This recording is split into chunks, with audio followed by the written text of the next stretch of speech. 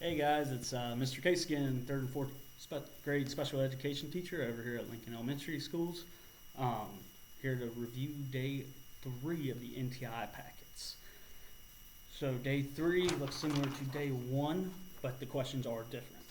So for the first set of questions, the first 5, it is factors and multiples. And then the second set of questions is patterns and rules. These are both review of things the students have done this year.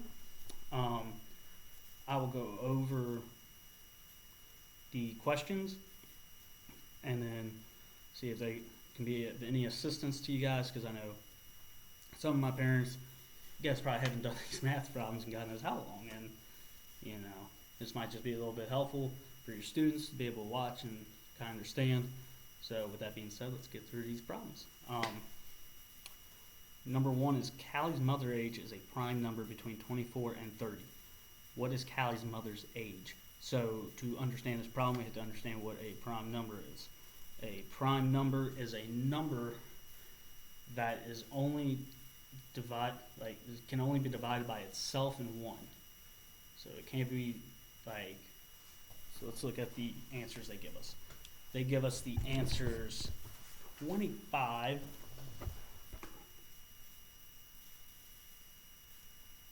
26, 27, and 29.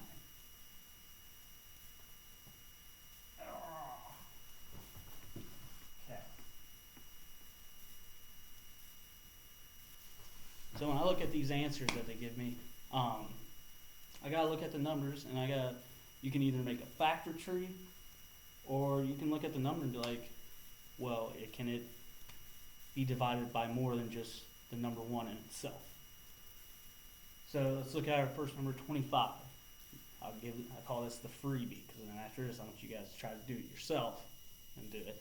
So 25, I know every number is divisible by 1 and itself, so 1 and 25. Now we have to figure out, is there other numbers that can go into 25? Well, rule of thumb, I always tell my students, if it has a 5 at the end, 5 or a 0, we know it has to be divisible by a certain number. 5. So 5 goes into 25 5 times. So 5 times 5, but we only count 5 once. That's 3 numbers. So that means 25 is divisible by 1 in itself and 5. So it can't be 25. So that leaves us with either B, which is 26, C, which is 27, or D, it's 29. So you need to go through and look at those numbers. Can I divide these numbers by more than 1 in itself? If you can only divide it by 1 in itself, then it is a prime number. Okay, that is number 1. And at any time, you can pause the video, so you can take time to work on that problem, and you can also rewind to go back if you don't, clearly understand it. And also, if there's anything you don't have, you're having trouble with, you can circle it. And then, like I said, I meet on the Zoom app 3 times a day. That's one that you have a question of. You can get on the Zoom app either 9 in the morning, noon, or 6 in the evening. Or I know some of my students that don't have internet, we can do it over the phone. So that is number 1. Number 2, Alice sells cookies at a bake sale. She sold the cookies in bags with 6 cookies each. Which could be the total number of cookies she sold? So with this one, sounds a little tricky, but we'll reread it again to get through all that gunk, as I like to call it. So our answers could either be 16, 22, 62, or 24. So it's asking us, so let's reread this, but let's slow it down some. So it's saying Alice sells cookies at a bake sale. She sold the cookies in bags with 6 cookies each. Which could be the total number of cookies she sold? So, that being said, if we're talking about the total number of cookies she sold, it has to, and there's 6 in each bag, then some of these numbers just ain't gonna make sense. Because that means 6 can't go into some of these numbers. So let's use that one of these numbers for example. So what we want to try to find is how many times can 6 go in these numbers, but can it go into it evenly? Like if I'm looking at these numbers and I look at 6 and 62. I want to see how many times 6 can go into 62, but is there anything left over? If there's something left over, then that cannot be the answer.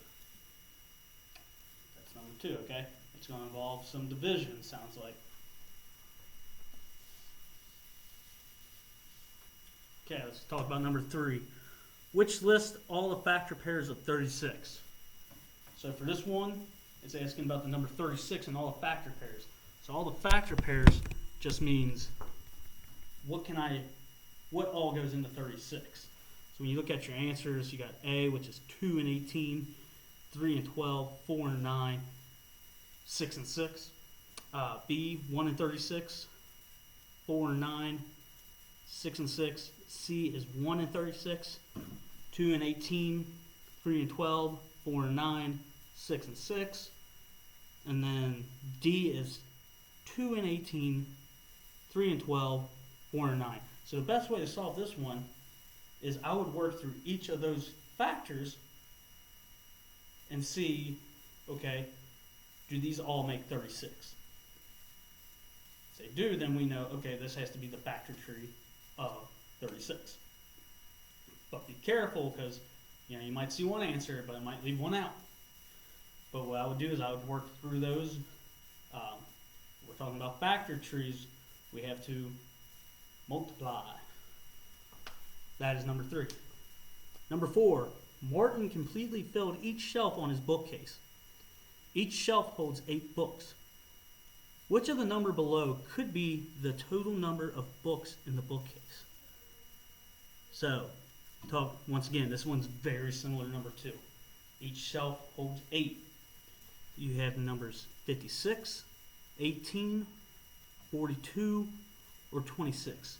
So you have to figure out which 8 can go into evenly.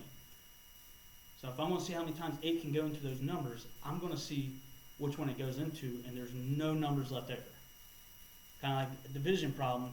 If I do certain numbers, is there a remainder left? If there's a remainder, that can't be our answer, because he has 8 on each shelf. So we want to know what the total possible number could be. Number 5 is a short answer for those factors and multiples. Sarah and Jacob made bracelets to sell. Sarah sold her bracelets in packs of 6 with 6 bracelets, and Jacob sold his bracelets in packs of 7. They both sold less than 40 bracelets. Make a list of all the possible number of bracelets they each sold. Explain how you got your answer using numbers, pictures, or words. So essentially it's kind of similar to numbers 4 and 2, but you actually have to express it and write it out. The number can't be greater than 40, but it can't be partial. So like when I look at Sarah, she sold her bracelets in packs of 6, and then Jacob sold his bracelets in packs of 7. So with that being said, 6 and 7 cannot go into 40.